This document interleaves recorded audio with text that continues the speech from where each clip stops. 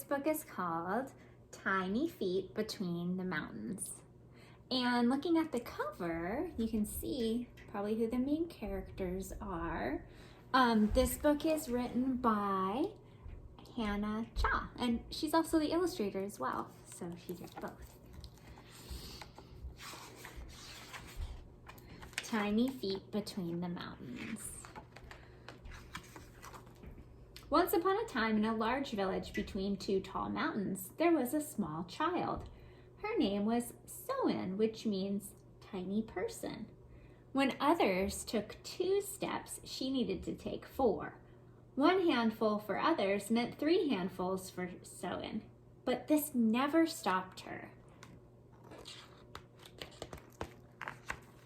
The people in Soen's village often competed to see who was the strongest and loudest. They even boasted that they were bigger and more fearless than the spirit tiger rumored to protect the surrounding mountains and forest.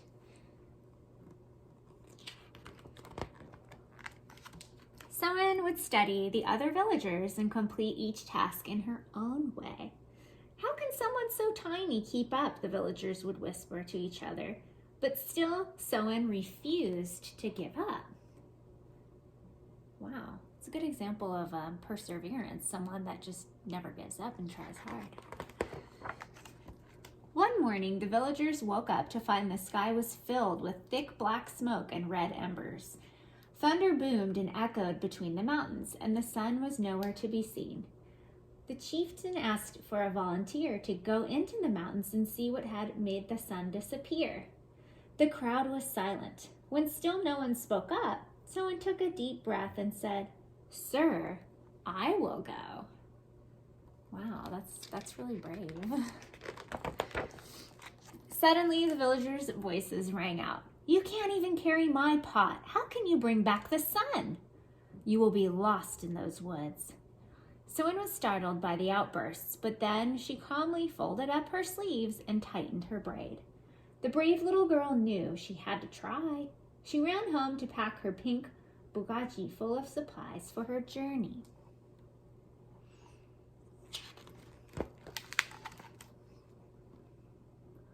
Wow, kind of shows the setting there.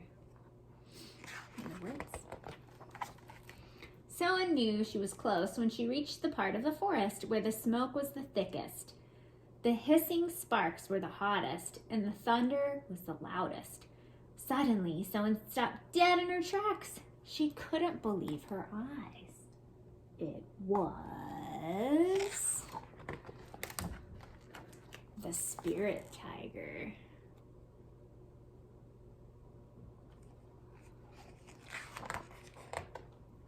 Soen took a step back. She had only ever heard stories about the great spirit tiger. She noticed that heavy tears dripped from the tiger's eyes, and his fur was covered in crackling flames. Looking up, she dared to ask, "Great Spirit Tiger, what is the matter?" "I am the great protector of the mountains and forests, so I wanted to rule the sky too. I chased the sun with all my might, but when I opened my mouth to roar, I accidentally swallowed it. Now the sun is angry and trying to burn me from the inside," the tiger wheezed.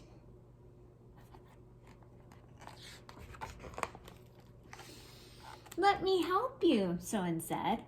He pulled away. "You are a mere tiny child. What can you do?" The tiger sounded as doubtful as the villagers, but surely he was wrong about her. "I can help," she said. Soen took out the bottles from her bugaji and she sprinkled the water on his fur, but there were too many flames to put out.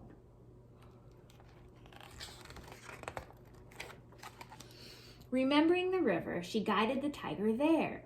But when they got close, the flames on his fur dried up the water.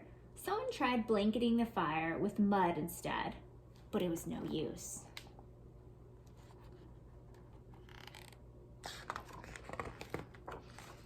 Maybe the villagers and the spirit tiger are right. Maybe there is nothing that I can do. Soen sighed sadly. I cannot keep up with the flames on the outside. But then Soen got an idea. She'd been so focused on what was happening on the outside that she'd forgotten the real problem was on the inside. Spirit tiger, please hold still. using her pink wagaji to protect her hands from the flames. Zoan climbed up the tiger's tail and onto his back. She crawled through the angry raw fur, using her tiny hands and feet to tickle the tiger. The spirit tiger began to shake with laughter until smoke filled his nose. And... achoo!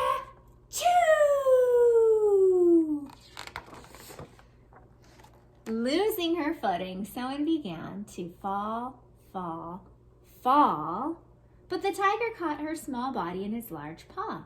His eyes twinkling like stars, he roared with delight. I can't believe it! You did it! Thank you for your help!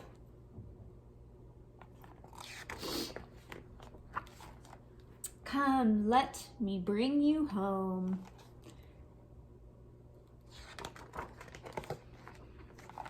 Down in the village, Zoan could see the people scrambling and yelling with fear at the sight of the spirit tiger. They suddenly looked very tiny. Zoan climbed off the tiger and beckoned the villagers forward. One by one, they came out and listened to Zoan's tale. When she was finished, Zoan introduced the villagers to the spirit tiger. Celebration and cheering erupted as the spirit tiger kissed Zoan on the head. He bestowed a blessing on her and the village before returning to the mountains and forest.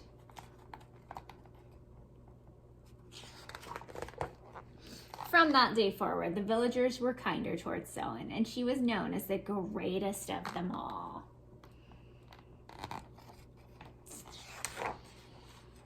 So, thinking about that book, like there definitely was a lesson. So I'm just curious if you can think about it. Remember at the beginning, they were kind of like saying, you know, how small she is and everything, but like, how did she actually help them in the end? So we need to think about that. Hope you enjoyed it. See you next time. Bye.